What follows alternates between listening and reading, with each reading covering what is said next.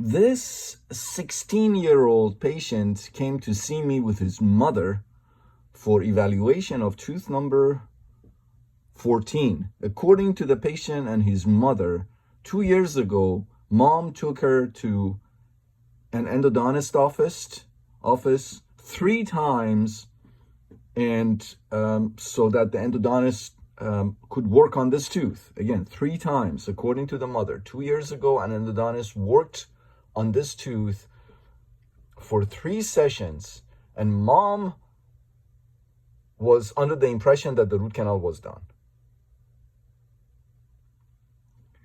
Then a couple of weeks ago, they noticed a swelling above the tooth. The swelling that would come and go. Sometimes it would pop on its own. Sometimes patient says that he would pop it himself. So mom took him to his current dentist, and mom said that she was shocked when the dentist told them that the root canal was never completed and the tooth was abscessed. And they were then referred to me. So looking at the tooth here, you can see tooth number 14. There's a temporary filling in it. And this seems to me like calcium hydroxide. And you can see a periapical lucency here. Let me show you a different angulation. Periapical lucency here.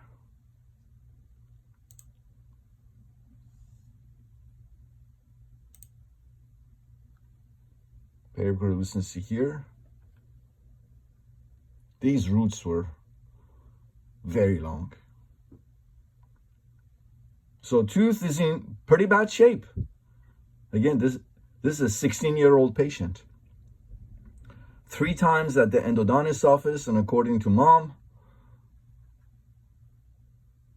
she was told that root canal was done, was completed. And this is what we have. There's a sinus tract, as you can see right there. That's the tooth, sinus tract right there on the buccal side, mesiobuccal side of the tooth. So we discuss options with the mother. He's a minor. He was present. Also, discuss options. We can try to see if we can complete the root canal, but I don't know what happened that this endodontist couldn't complete this root canal after 3 sessions. Perhaps maybe this endodontist encountered a problem, an issue that he couldn't resolve, and he kept bringing the patient back in, so hopefully he can resolve that problem. And he finally couldn't probably, and he just gave up. And I guess maybe he could have told him, yeah, it's done. I don't know. But anyways, we could try to see if we can go in and complete the root canal.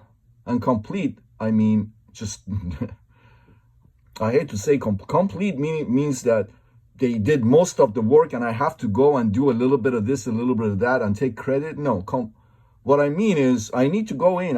I pretend always that nothing is done. I'm starting from scratch. On top of that, now I have issues that I need to resolve. So this is not just a completion case. This is a problem-solving case. This is a much more complicated case than if this patient came to me with no abuse to this tooth. Now I have to go figure out what happened, what did this endodontist do, and how I can fix it, or if I can even fix it. So this is a much bigger problem now. So it's not like one of those cases that you go in and you do a little of this, a little of that, and 10 minutes and you're done and you say, oh, I completed the root canal. No, this is not one of those cases. So we also went over the extraction option with them, but mom said no way. Patient said there was no way that they would consent to extraction, so they wanted me to try. So let's go ahead and look at this tooth clinically, look at the treatment that we did on this tooth clinically under the Zoomax microscope that has the 4K integrated camera in it. Let's go and see what we did. I'm sorry, the first 10 minutes or so, we had forgotten to press the record button. But the first 10 minutes or so, basically what I did was remove the temporary filling here. There was a huge cotton pellet in the pulp chamber, and MB2 was not found. It took me 30 seconds to locate the MB2, and what I noticed was that all the canals, MB1 that this endodontist had found, MB2 that I found myself, that the previous endodontist hadn't found, distal buccal and palatal canal, they were all ledged and blocked. All ledged and blocked.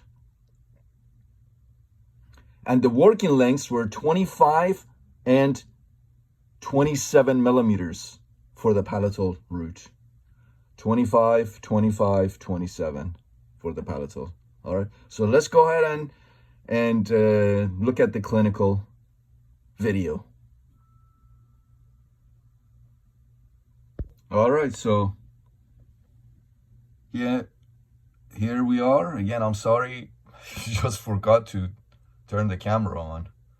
But MB1, I located the MB2 right away, and of course distal buccal and palatal here. This is 6% sodium hypochlorite, of course.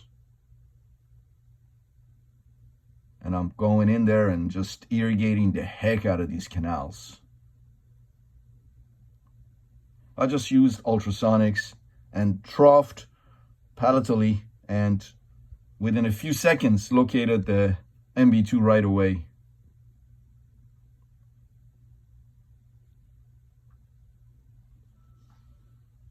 I'm just irrigating the heck out of this tooth, you know. There was really not much calcium hydroxide in the canals that this endodontist had found. There was just a little bit in the distal buccal. That's it. All right. So this is my number 10 C file in my reciprocating handpiece, and I'm going in. I went right into the MB2 canal, and I have excellent patency there. Went to my estimated working length. Now watch. I'm putting the number 10 C file in the distal buccal, and complete blockage. Complete blockage. Palatal also, as you can see. It's not going to the estimated working length. So I have my work cut out for me. Look what I'm doing with the C file. I'm just going up and down, brushing the canal walls with it while it's running at 1,000 RPM. And as you can see, the pulp chamber and the canals are filled with 6% sodium hypochlorite. This is me in the distal buccal canal, and as you can see, it's completely ledged and blocked.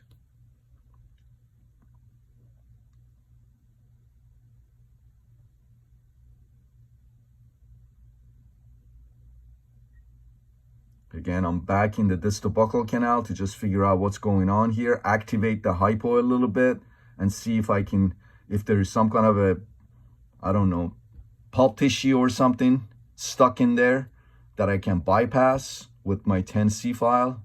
No luck. Go back in with the 6% sodium hypochlorite. Again, irrigating the heck out of the canals, just constant irrigation and activation. All right, back in. All right, you saw this is number 15C file. All right, and going into the MB1 and then MB2 canals to the estimated working lengths.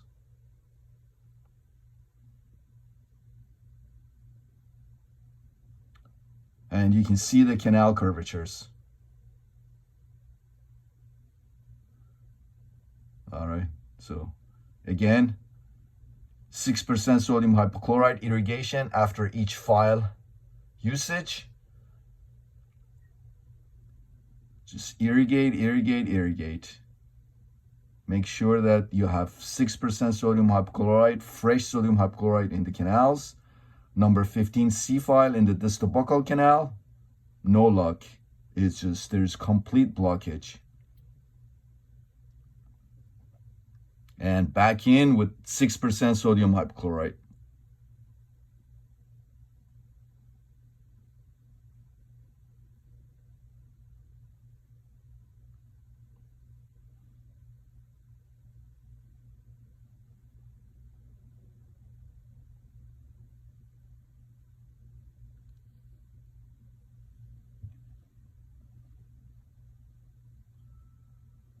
All right, I'm bending the apical 1 millimeter of a number 10 C file, as you can see, and I placed it in the distal buccal canal, and I'm watch winding now. You see, watch winding, very slowly. The pulp chamber and canals are filled with 6% sodium hypochlorite, and I'm watch winding, as you can see, trying to see if I can bypass this darn ledge or blockage.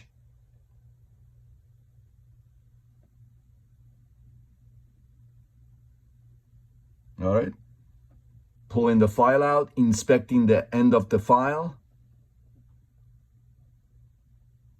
No luck.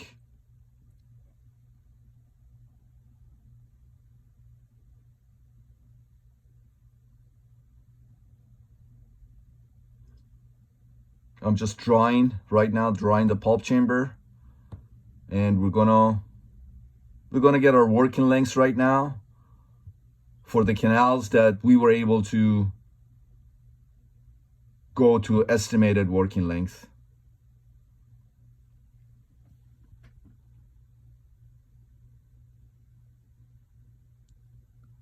Right now I'm in MB2 canal. I'm getting the working length of the MB2 canal. I'm using the Find Apex locator, manufactured by 8 Teeth. Very accurate apex locator. I use it on a daily basis. All right, so we got that working length. And I'll hand it over to my assistant to read the working length and tell me what it is. And as you can see, I'm constantly inspecting everything, looking for things that I may have missed. Always looking. All right, so remember, I still need to unblock the palatal canal. So the MB1 and the MB2, I was able to unblock and get the working lengths. The palatal and the distal buccal canals are completely blocked. So let's go ahead and irrigate again with 6% sodium hypochlorite copiously. And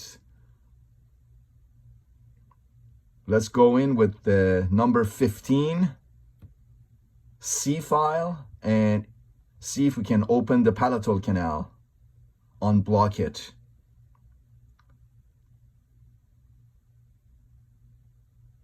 This is a 31 millimeter C file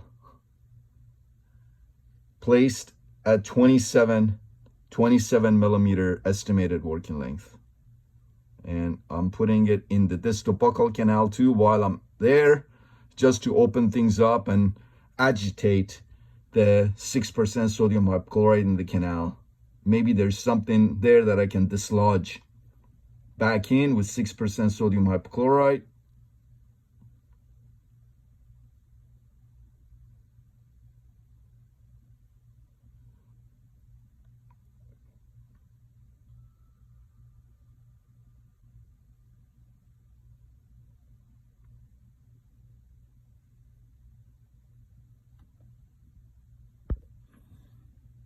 All right, so I asked my assistant to go ahead and give me a flare file, number 20 flare file in the reciprocating handpiece, so I can flare the coronal to mid third of the canals, open things up a little bit more, allow more sodium hypochlorite penetration, and of course increase the volume of the hypo held within the canals. As you can see, I'm brushing with the flare file number 20, brushing the canals, canal walls, trying to remove the contaminated dentin. You see, brushing with it, up and down, agitating, activating the 6% hypo. And again, you saw the flare file coming out of the distal buccal canal, and you saw the tip of the flare file, how bent it was. That was telling me that it was hitting something, and it was bending the tip of my flare file. It was just hitting the blockage and bending the tip of the flare file, just like it was doing with all my other files that I put in that distal buccal canal. And again, 6% sodium hypochlorite.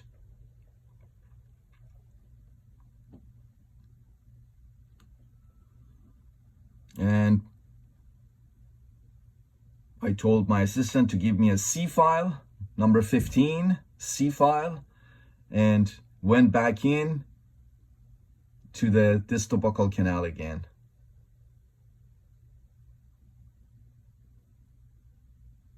I established patency in the other 3 canals, and the distal buccal canal, I'm not patent. As I said, there is a blockage there that I can't go through, and I must go through that blockage and go to my working length, because there's a periapical lucency associated with the distal buccal canal. So I can't just say forget it and I'm gonna leave it. I'm gonna just work to where the blockage is. No, I can't do that, because beyond the blockage reside billions and billions and billions of bacteria. So I must get patency in the distal buccal canal if this tooth has any chance of, if the root canal has any chance of success. I must open that distal buccal canal. All right, so I asked my assistant to give me the S2 of the E-Flex S series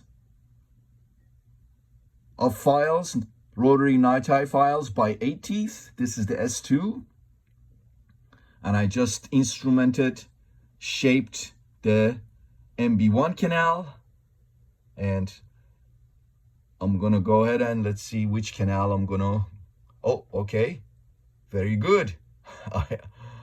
I am irrigating, making sure that I'm removing all the debris that the S2 file made.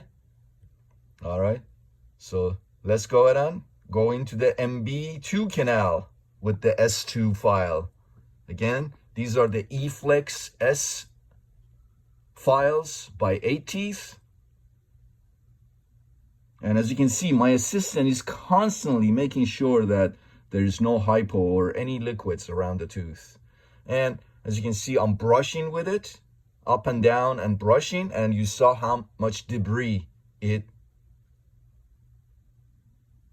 produced. My assistant cleaned it, cleaned the flutes. I'm in the distal buccal canal. Again, no luck. Now I'm putting the file in the palatal canal and brushing the walls of the palatal canal, removing all the infected, contaminated dentin. All right, very good. And back in with 6% hypo.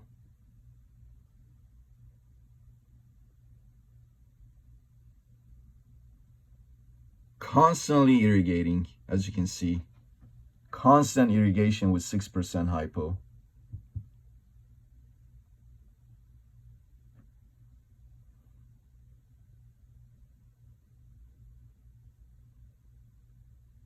All right.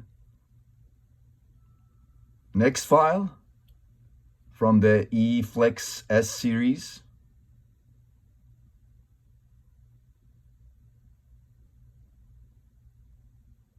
Actually, I believe we skipped a couple of files because I told my assistant, because the palatal canal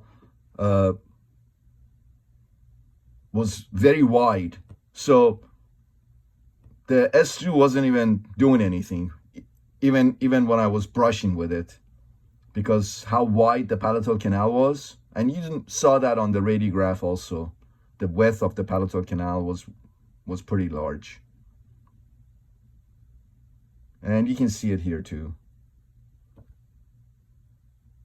So mesio-distally, the palatal canal is pretty wide.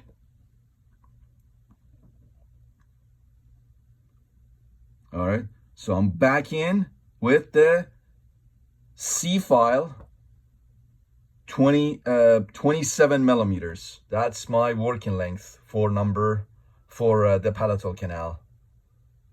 27 millimeter working length for the palatal canal. So that's a 31 millimeter files measured to 27. And again, I'm placing the same file while I'm there, placing the same file in the distal buccal canal just to activate the hypo in the distal buccal canal. And still I have no luck opening the distal buccal canal. And back in I go with irrigation with 6% hypo. All right, so again, you can see I asked my assistant to give me a file, a number 15C file. I bent the apical 1 millimeter of the file. I just curved it. And again, back to watch winding the file into the distal buccal canal, trying to see if I can bypass that blockage.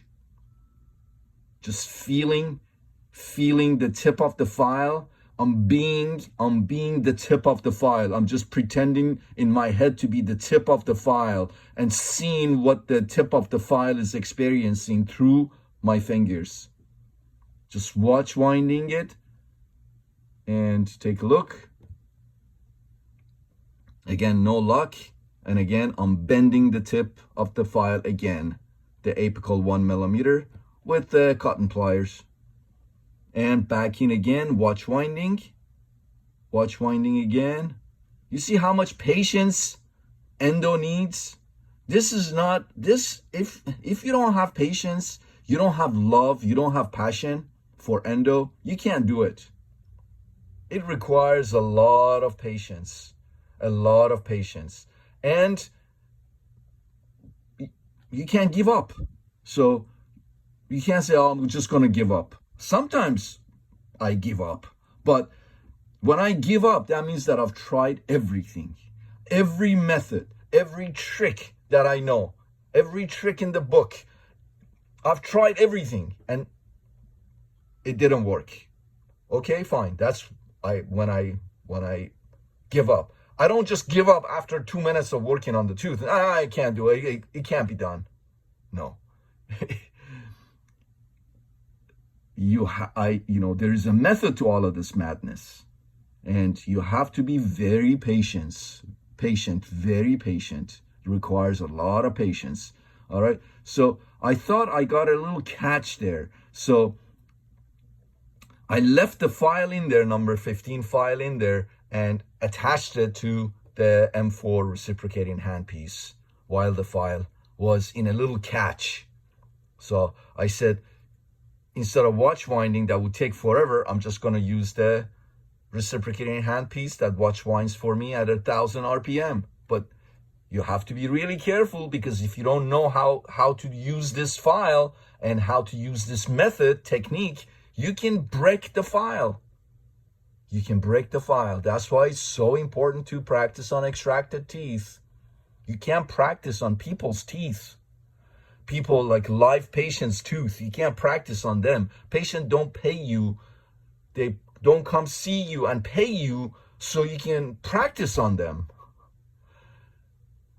So you must practice on extracted teeth to become an expert before you do something on a patient's tooth. Again, patients don't come to you, pay you for you to practice on them.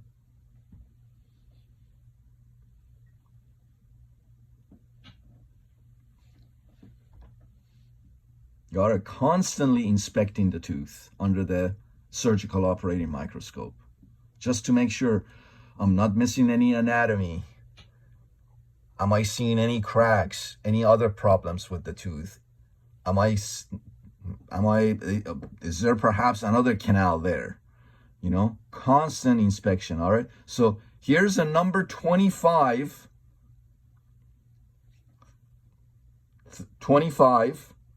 31 millimeter file, number 25 file, measured to 27 millimeters to the working length of the palatal canal. And again, back in with 6% hypo.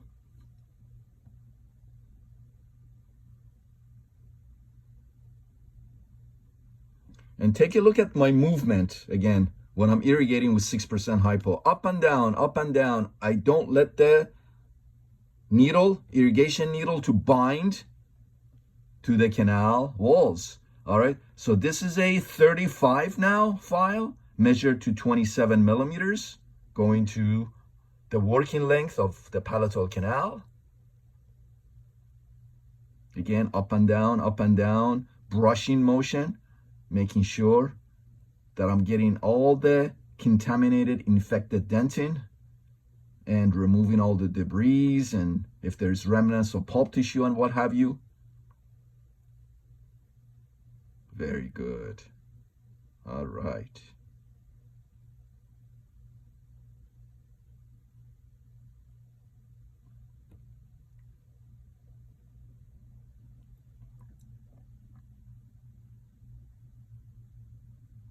You can see the movement, right?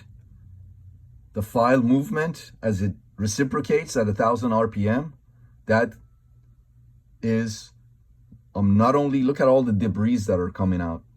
I'm not only instrumenting and shaping the canal, I'm also activating the 6% hypo sonically. Again, 6% hypo irrigation. And I asked my assistant to give me a 45, 27 millimeter 45, just to gauge the apical diameter of the palatal canal, and it was about 42. All right, which means that I don't have to obturate the palatal canal with MTA. At about 42, I can go ahead and obturate with gutta percha instead of MTA. Remember, my rule is if the apical diameter is 50 or larger and it's possible, then go ahead and, instead of obturating with gutta percha and sealer, obturate with MTA, because in larger diameter canals, 50 and more and larger, 50 and larger, the MTA seals better. But here in this case, the apical diameter turned out to be around 42. 42. So that means that I can get away with gutta percha.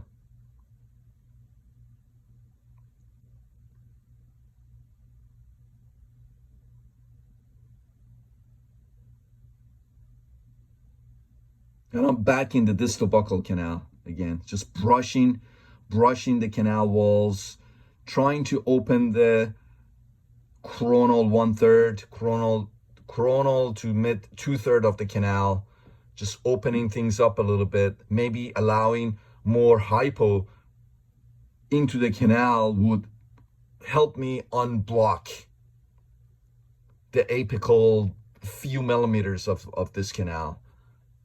And that was, you saw, that was a number 15C file. All right.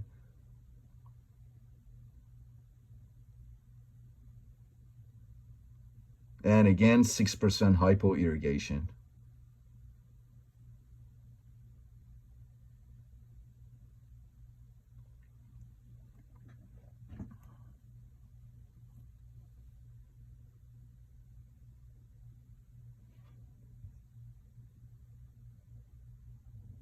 All right, back in with number 15C file. Again, look at the movement that I'm making with the number 15C file attached to the M4 reciprocating handpiece. I'm getting a catch. I'm getting a catch. You see that? I'm getting a nice catch there.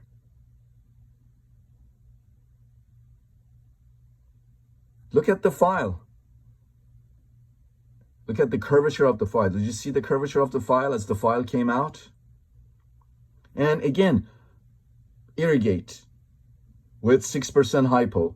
And the other thing I'm paying attention to, if as I'm using all these files in the distal buccal canal, am I getting any bleeding? If I'm getting bleeding suddenly, that could be a sign of me perforating the canal. Because as you put in file after file after file after file in the canal, there is a possibility that you could be perforating the canal. Again, I asked my assistant to give me a hand file, number 15C file. I bend the apical a few millimeters of the file and watch winding it into the canal. And take a look here. I'm getting a catch. There's a catch there. See the watch winding up and down, watch winding. You see that right there?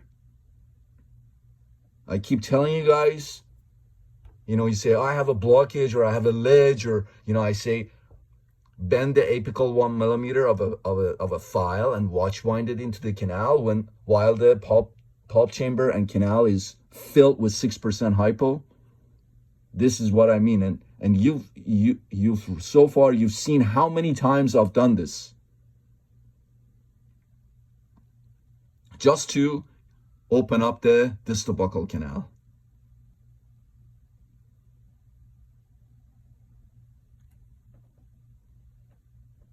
All right, so F1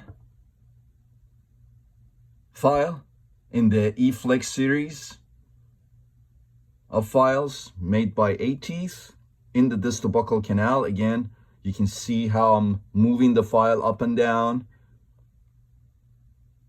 and in a brushing motion also. Not too much apical force. I don't want to break the file in the distal buccal canal.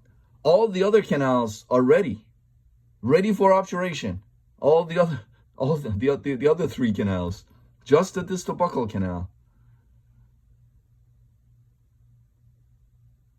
And again, back in with irrigation with 6% hypo.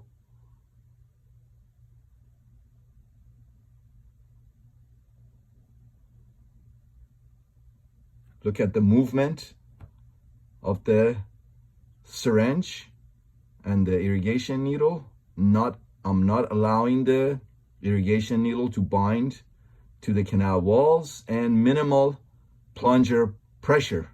I'm not forcing the hypo into the canal. That's when hypo accident occurs. Constant irrigation. I think I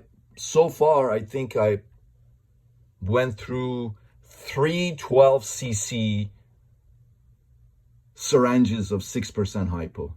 3 12cc syringes so far. Just constant irrigation.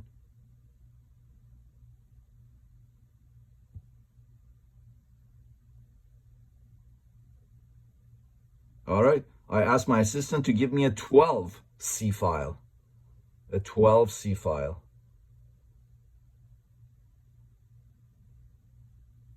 There you go. Am I getting a catch? inspecting the tip of the file.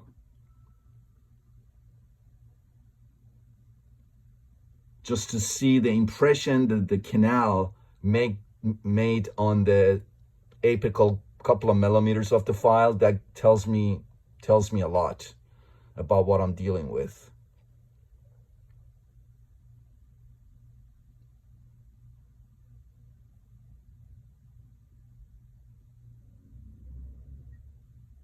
I'm getting a little catch, little tiny catch there.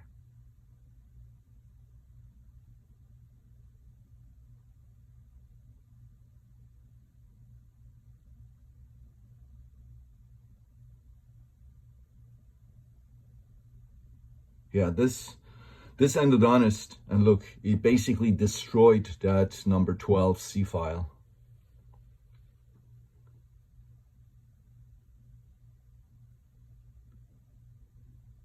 And by the way, these C files are so expensive here in the USA.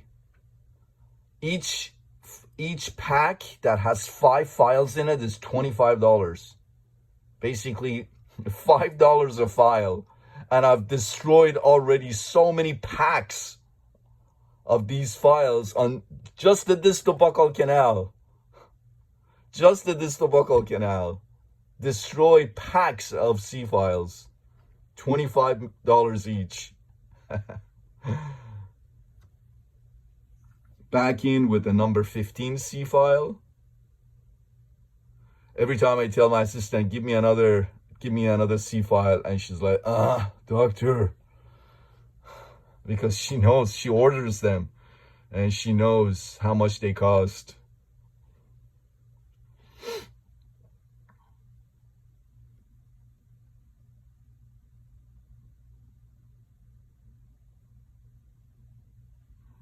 You see the amount of patience we all have?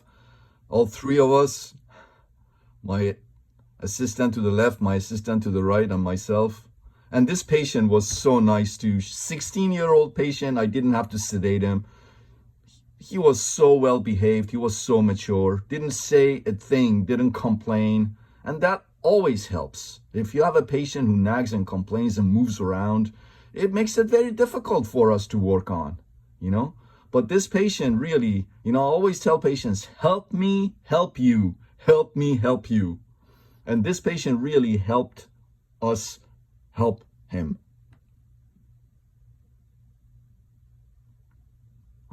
You see, I'm getting a catch, and I gained a couple of millimeters of length right there. So all those watch windings and irrigations and activations and what have you are working. See that? I'm almost to my estimated working length. And I'm just being very careful, very careful. I don't want to perforate. I don't want to break a file right now.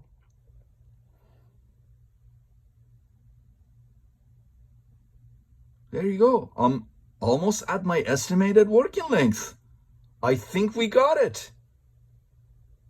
I'm inspecting the file. I'm gonna irrigate again with 6% hypo and look to see if I see any blood. If I see any blood, that would mean that I may have perforated. But no blood, as you can see. No blood from the distal buccal canal whatsoever. All right. So let's see if we can get a measurement with the apex locator. Find apex by 8 teeth.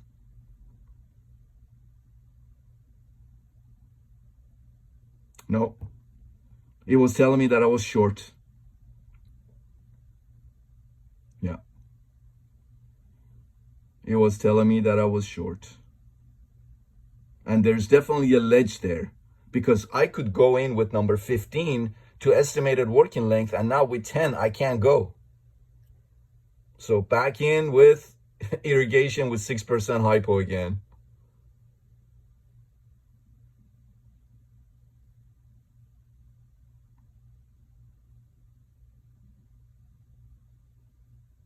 And a number 10 C file, a brand new number 10 C file again. Yeah, I went through so many packs of C files. See, there's a catch there. That's a catch. That's a catch right there. There you go. Come on. Come on. That's a catch.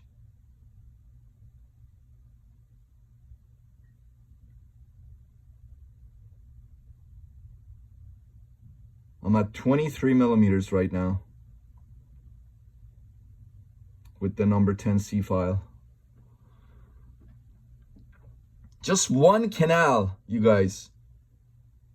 I'm spending like 45 minutes already on one canal.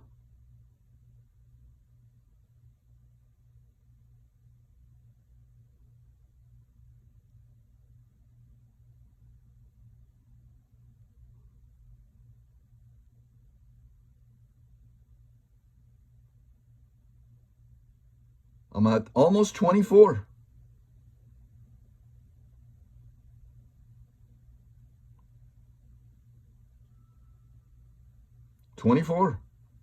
See? I'm at 24 millimeters. Up and down, activate the 6% hypo and inspect the file. Inspect the canals. Inspect the distal buccal canal. Zero bleeding. Zero bleeding. I'm very optimistic. I went to 24 millimeters, zero bleeding. That means that there was no perforation. Let's go back in with the apex locator. Find apex by a teeth.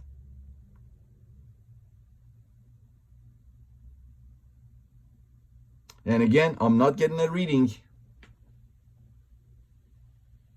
It tells me that I'm short.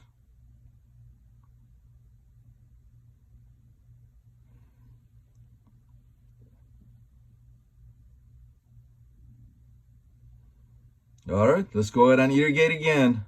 6% hypo. Irrigate all the canals.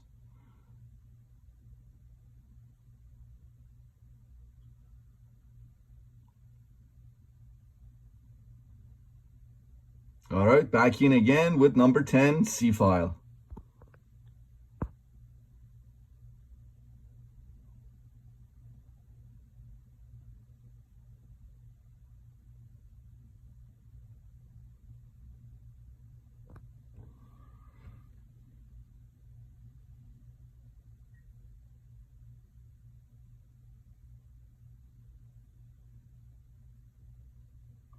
Again, I can go to 24 millimeters.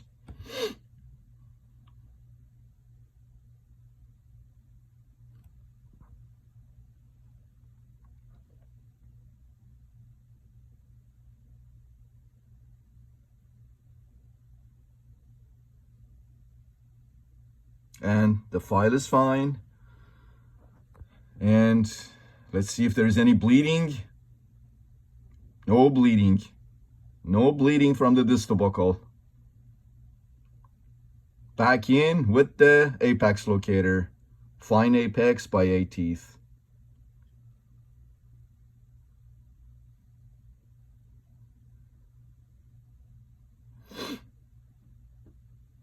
And he's telling me I'm short.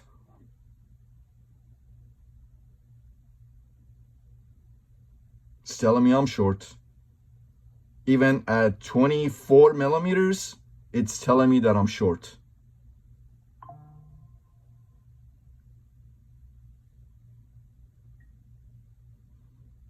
All right, back in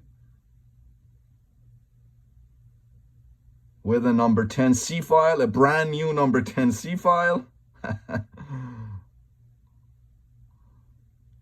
And we're gonna go ahead and take a working length PA. See where we are. Let's take a PA with the number 10 C file in the distal buccal canal. See, we're taking a working length PA. The rubber dam does not come off. The rubber dam does not come off. We're taking a PA with the rubber dam on. Just the frame is removed. the rubber dam stays on. Don't remove the rubber dam when you're taking a working length PA. We're suctioning, my assistants are suctioning the patient, making sure the patient is comfortable, patient's okay, but the rubber dam stays on.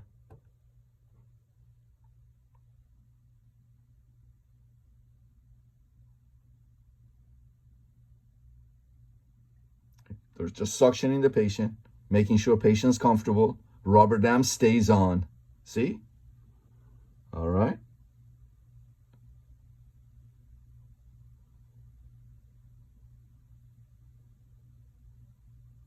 Schick 33 sensor. This is a number 2 Schick 33 sensor by Sorona. Goes in.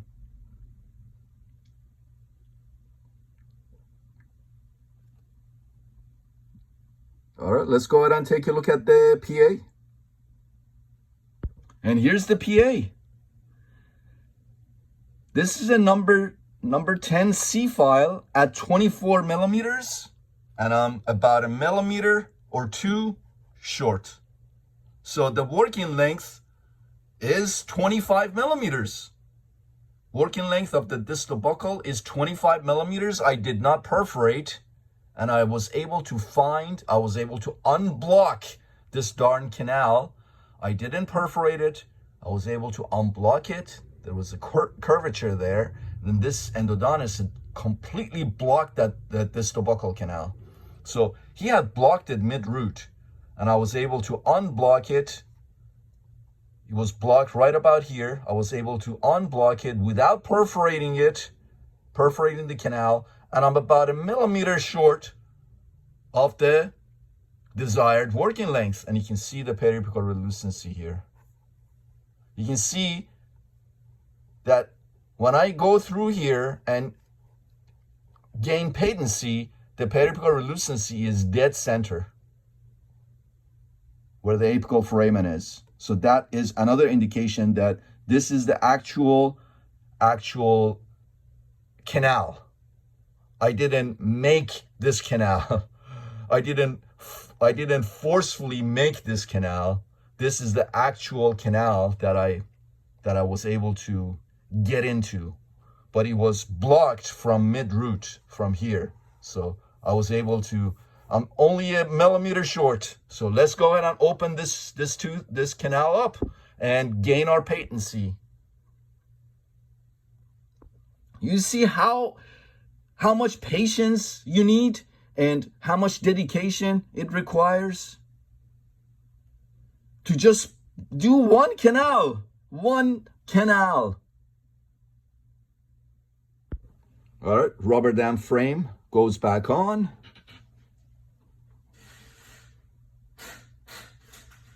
Remove the 10C file from the distal buccal canal. And zoom the microscope back to proper magnification.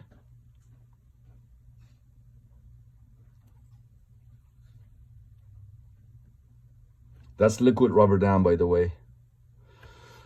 All right, 6% hypo. Copious irrigation with 6% hypo.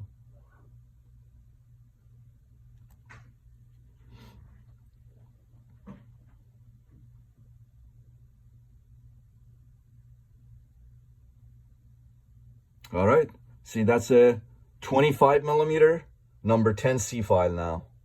And I'm gonna break through and gain patency in the distal buccal canal. So the working length of the distal buccal was 25 millimeters.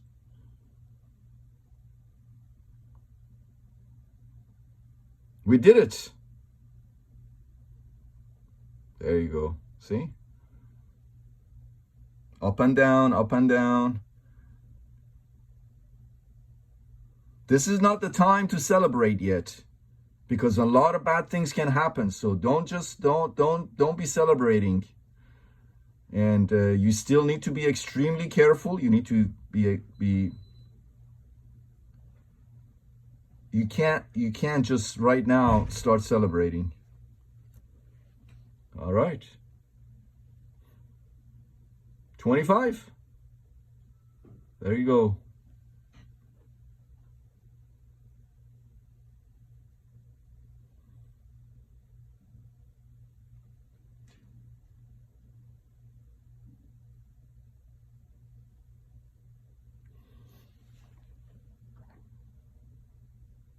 Up and down, trying to get a nice glide path to the desired working length.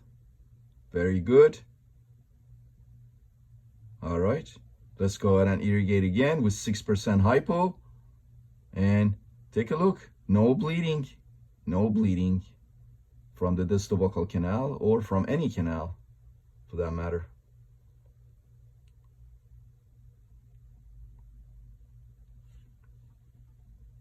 All right, number 15 C file now to 25 millimeters.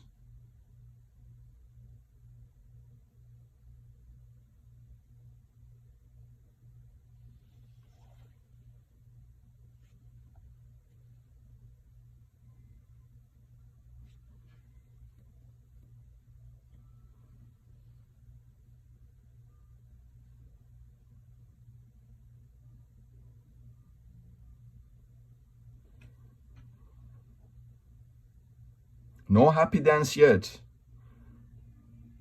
A lot of bad things can still happen. I can break a file, I can perforate. So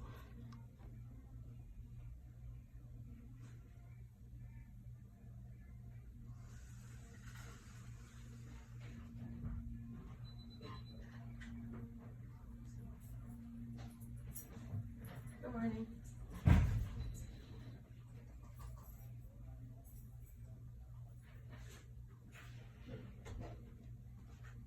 all right, let's go ahead and irrigate again. 6% hypo.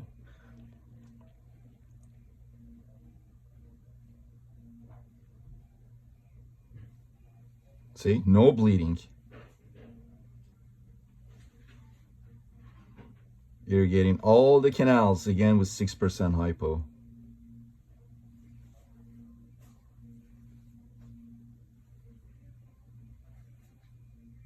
These canals are so clean now, you can literally eat off of them.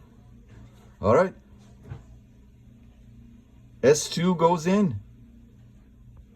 25 millimeters. S2. Again, this is no time for celebration yet. A lot of bad things can happen right now.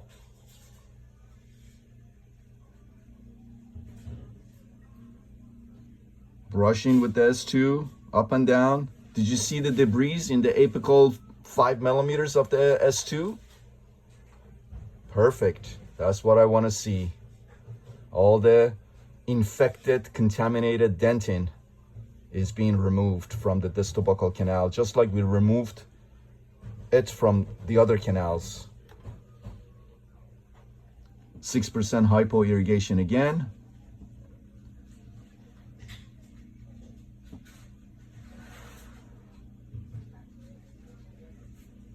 All right, let's go ahead and do our cone fits. Up and down with the gutta percha cone. That's another way to activate the hypo. And let's get our measurements, see if we're going to our working lengths. I'm gonna probably need to custom make all of these, which means I take my measurement. If I'm long, then I cut the apical millimeter or two of that was a number 20 gutta percha cone. So if I'm long, by how many millimeters, I'll cut the apical part of the gutta percha to the desired length. So I'm basically custom making my master gutta percha cones for each canal individually. This is a number 40 gutta percha cone, and it's going perfectly to 27 millimeters working length. So the apical diameter of the palatal canal was 40, maybe a little bit larger, maybe 41, 42. These gutta-percha cones, they're not perfect.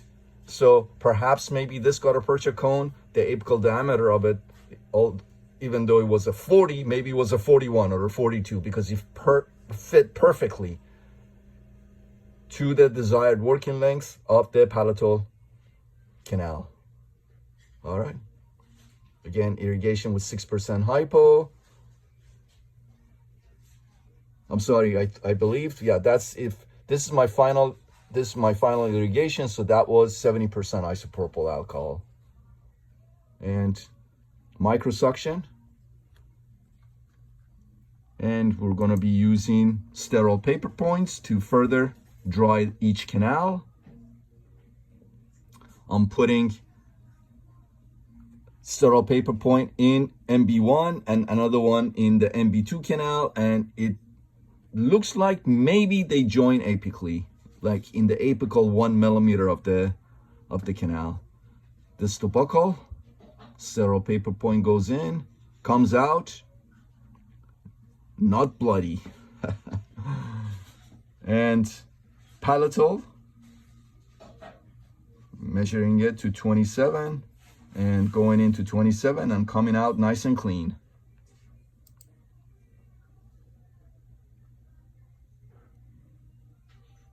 All right, gutta-percha going in, dipped in H plus sealer.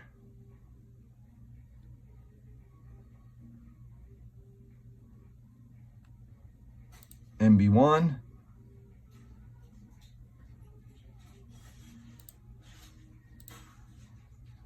I'm just fast forwarding here.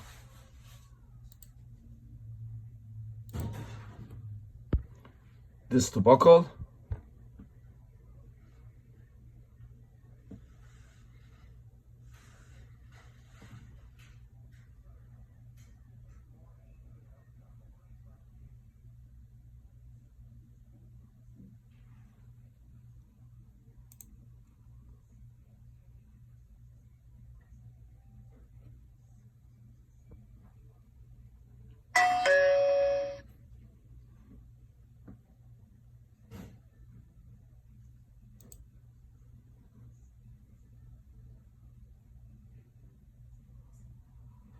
All right.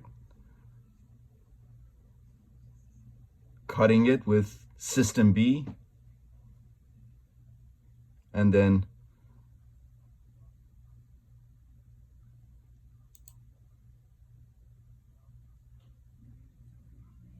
see that this tobacco was pretty wide coronally, so I placed an accessory gutta-percha where I saw a little gap in the disc tobacco. And number 2 Buchanan pluggers to apically condense the thermoplasticized gutta-percha. All right. MB1.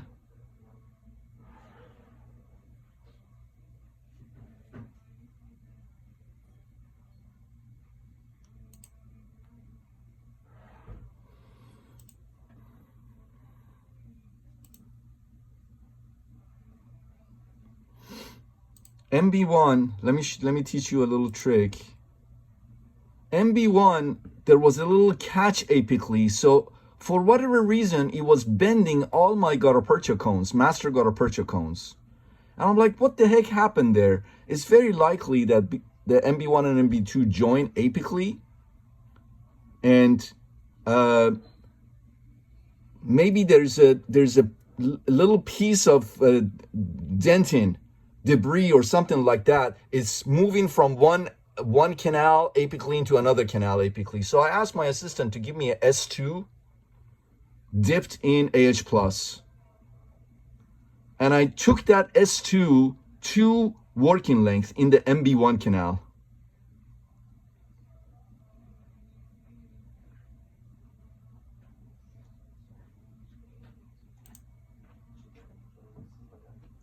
And now I'm going ahead and putting my master gutta percha cone in the MB1 canal again, making sure, just to make sure that it's going to my working length. Again, remember, we're all tired. This case is taken over an hour, but that doesn't mean that I'm going to be cutting corners now. It doesn't mean that. I'm not going to be cutting corners. You see what it's doing to my gutta percha cone, master gutta percha cone, as I'm trying to seat it to working length in the MB1 canal? I don't like that. I don't like that at all. All right. So I said, let's do this. Let's go ahead and obturate MB2 first. So I'm gonna obturate the MB2 first. So this is the master gutta percha cone that I'm gonna place in the MB2 canal.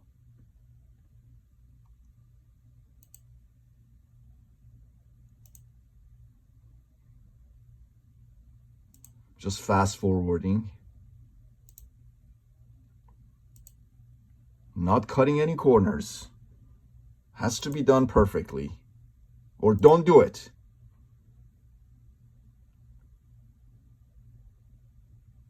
See, I'm removing the gutta percha cone, inspecting the tip of it, just to make sure there are no bends or twists or anything like that.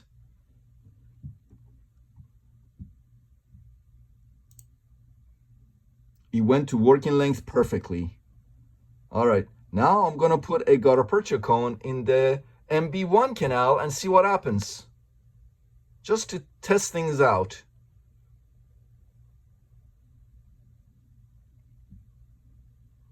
Yeah, you see what it did? I didn't like it. I said, forget it. I'm just gonna use my gutta percha gun to obturate the MB1 canal. All right, system B and MB2 is fine. This buckle is fine, MB2 is fine, and MB1, we're just gonna use the injection technique of the thermoplasticized gutta percha. See, that's what I'm doing. Injection technique of the thermoplasticized gutta percha in the MB1 canal. Very good. All right. Buchanan plugger number 2, condensing the MB2 and now MB1 canal.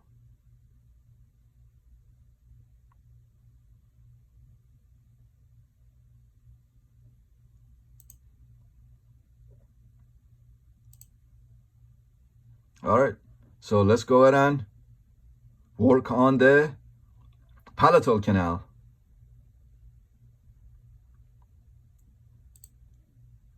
Number 40, master gutta percha cone. Making sure it's going to our working length. Very good, very stable, nice tug back.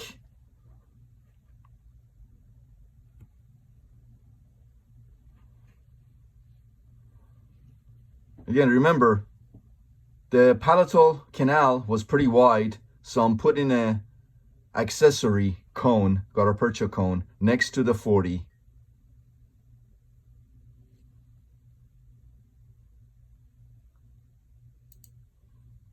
And I used, there you go, system B to cut, and then number 2 Buchanan plugger to condense. And then we're going to backfill all the canals with the Obtura gun thermoplasticized gutta percha. Again,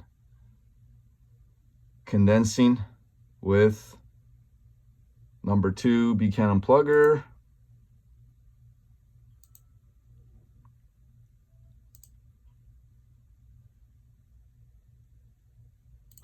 Let's fast forward. All right. Isopropyl alcohol on a cotton pellet to clean the pulp chamber. Sterile sponge goes in and cavit goes in. All right. Okay, let's go ahead and look at the final. The rest is just clean up that you guys know what to do. Rubber dam is coming off now. With the root canal is complete. The root canal is done. Sterile sponge and cavit is in the endo axis. This is the time where the rubber dam comes off. Not any time before this. Rubber dam does not come off when you want to take a working length PA. Rubber dam does not come off for any reason during the root canal treatment. Rubber dam comes off only when you are done with the root canal completely and there's a temporary filling or a permanent filling, what have you, in the endo axis. Okay, so here's one angulation. All right, so you can see the distal buccal canal. Take a look here. Beautiful. All of that work paid off. All right, you can see the palatal canal here. You can see the periapical relucency associated with the palatal canal. Much better now. Right there. These gaps, they don't matter, mean nothing. I know the canal is clean and void of bacteria. So these, you get them when you do warm vertical obturation. Sometimes you get these. These are, don't focus on these. These are fine. All right. Let me show you a different angulation. This is another angulation. Again, you can see the distal buccal. You can see the MB1 and the MB2. Look at that beautiful anatomy there. Now check out this angulation. Look at the MB1 and the MB2. Look at the anatomy here. This was the path that this endodontist had taken. And it was doomed from the beginning. You can see that was his path. He almost was about to perforate when the path of the canal was actually there that we were able to locate. Look at this angulation. Look at the curvature of the MB1 and the MB2. MB1, MB2, what is this? Look how beautiful this turned out. Our hard work paid off. Look at the distal buccal there. Look at the radiolucency associated with the distal buccal. Look how perfectly this root canal turned out. Our hard work paid off. It took us a while. It took us, I believe, hour and 20 minutes from start to finish. But you see what we were able to accomplish. And this could be by itself, this case by itself could be a master class. Something that you would probably have to pay $10,000 on a weekend that maybe or maybe not someone will teach you. This could be a master class for endo program. This could be an endo program, a 2-year endo program. This case by itself could be a 2-year endo program. Because he had everything. He had everything. He had a missed MB2. He had blocked and ledged canals. He had long roots. It threw at us every obstacle possible. But as you can see, it turned out to be fantastic because we took our time. We didn't rush anything. We did everything by the book and properly. Went through packs of the C files just to open the distal buccal canal. But as you can see, again, everything paid off. I hope that this was a good video. I hope that you learned from it. If I were you guys, I'd be watching this video 20 times.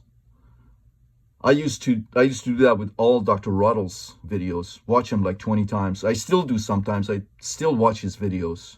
Anyways, like, share, subscribe, tell your friends. Let's grow this channel together. If you want more of these videos, encourage me with your likes and comments and shares and subscriptions. I appreciate it. But all right, see you in the next video.